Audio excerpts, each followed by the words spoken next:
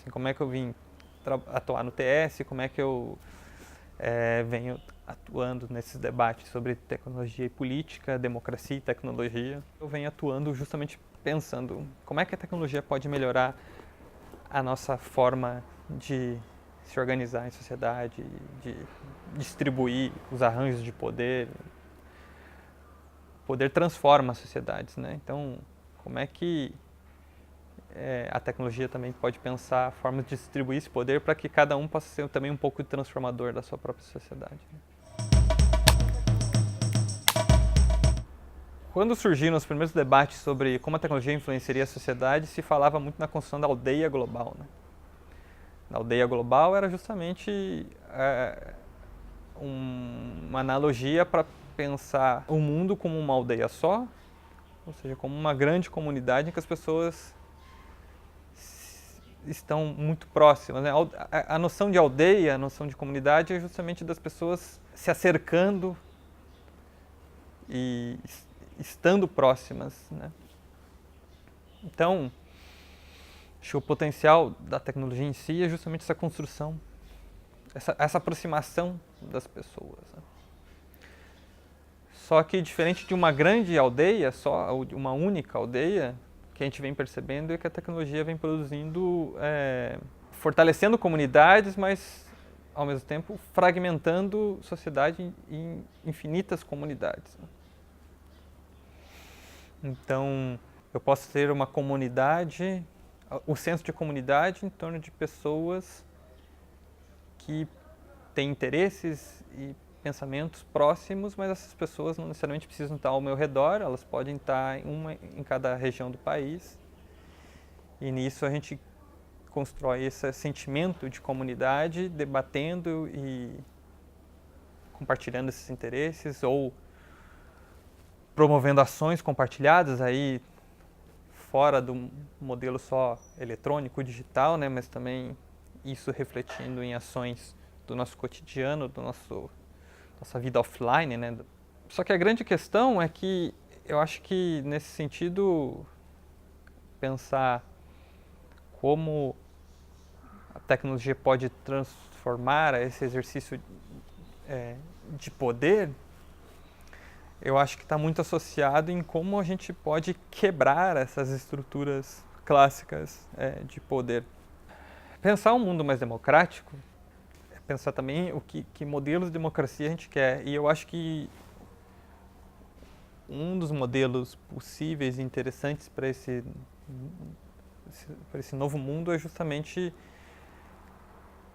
pensar formas de poder que não sejam tão concentradas.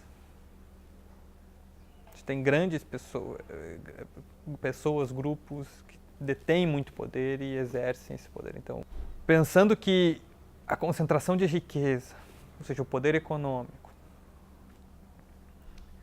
e muitas vezes o poder econômico associado ao poder político, vem cada vez mais se concentrando, tem diversos relatórios que demonstram isso, você percebe que,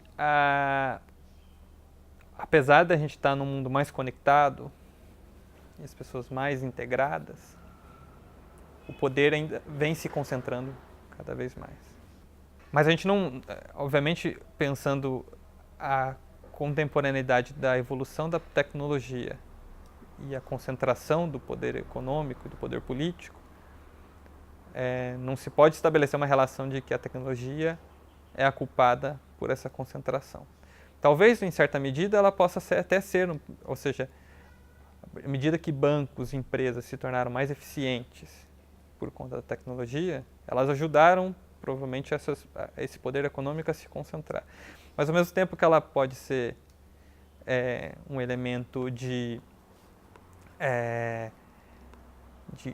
que facilita essa concentração, ela também pode ser o antídoto dessa concentração, na medida de, como eu falava, em que as pessoas se aproximam mais, talvez no momento em que elas tomem consciência de que elas podem também ser um elemento transformador da forma que esse poder é exercido e distribuído, a tecnologia aí cumpre um papel importante nessa distribuição do poder e aí em cumprindo um papel importante na distribuição do poder, uma importante condição para a construção de sociedades mais democráticas. E acho que isso, a sociedade vem dando alguns sinais, assim. Então, você vê, por exemplo, a economia do compartilhamento, em que as pessoas usam a tecnologia para facilitar a conexão entre pessoas e compartilhar bens públicos, bens materiais, bens sociais, amizades e tal. A tecnologia aí cumpre um papel justamente dessa desconcentração. Ao invés de eu estar submetido a uma relação econômica, por simplesmente eu crio outros valores nessas relações. Isso, de certa forma, é uma forma de quebrar essas estruturas concentradoras de poder, né? Pensando que a tecnologia também tem o potencial de viralizar, né? Essa é uma palavra que muitas pessoas usam, mas também de distribuir essa conexão, ou seja, contaminar pessoas numa escala inimaginável. Pense que se você tem ali pequenos grupos compartilhando e distribuindo esse poder, se você dá uma escala global para isso gera algum impacto. Isso tem o potencial de quebrar esses arranjos concentradores de poder. É óbvio que nesse meio inteirinho também tem uma apropriação desses mecanismos, né? Então você vê, por exemplo, hoje grandes empresas valiosíssimas que contribuem para essa economia do compartilhamento, mas que no fundo já não tem esse espírito original do compartilhamento. Airbnb, Uber, o próprio Facebook, né, que pensa nessa coisa do compartilhamento da informação, das pessoas interagirem, são empresas que ganham muito dinheiro com o tal compartilhamento das pessoas sem ter nenhum ativo, né? Mas, por outro lado, você tem empresas menores, mas que ainda mantêm esse espírito. Por exemplo, aqui no Brasil a gente tem aquele aplicativo Tem Açúcar, em que você tem pessoas que... é um aplicativo, de fato, que é uma plataforma para conectar pessoas do seu bairro, da sua região, fortalecer o espírito comunitário. Mas aí eu acho que aí tem justamente o dilema, né? Que a gente se vê assim, a apropriação desses valores e a monetização desses valores. Como é que a gente, de fato, estrutura essas novas comunidades numa nova forma de ler a economia? A troca monetizada é uma dessas, assim, mas você tem outras formas, outras economias possíveis, né? Você ali não tem troca monetária, mas você troca serviços, você troca bens, você empresta materiais e tal. Mas essa estruturação de comunidades, essas trocas de bens econômicos de comunidades, mas elas não têm o intuito de transformar politicamente algo. Na verdade, aquela própria ação de organização em comunidade já é uma resposta política a um modelo estruturado no incentivo ao consumo e na dominação pelo consumo e tal. A própria ação em si é uma resposta política, mas não necessariamente busca a intervenção na política institucional, né? E aí você tem outras frentes que atuam nessa frente de transformação da política institucional. Seja na influência na política como ela é hoje, seja em pensar a política como ela pode ser amanhã. Na influência como a política é hoje, você vê uma série de ferramentas e propostas de organização que usam a tecnologia como um instrumento de mobilização para essa influência. Então, você tem o Colab, por exemplo, que é um aplicativo pensado para pessoas pensarem e influenciarem como a sua cidade pode ser melhor, e influenciar gestores públicos para a melhoria das cidades. Você tem um exemplo como, por exemplo, o MGov. O MGov significa Mobile Gov. Então, como é que você usa a tecnologia, e aí não só tecnologias de aplicativos e tal, algumas tecnologias que a gente viu, inclusive, no final dos anos 90, como SMS.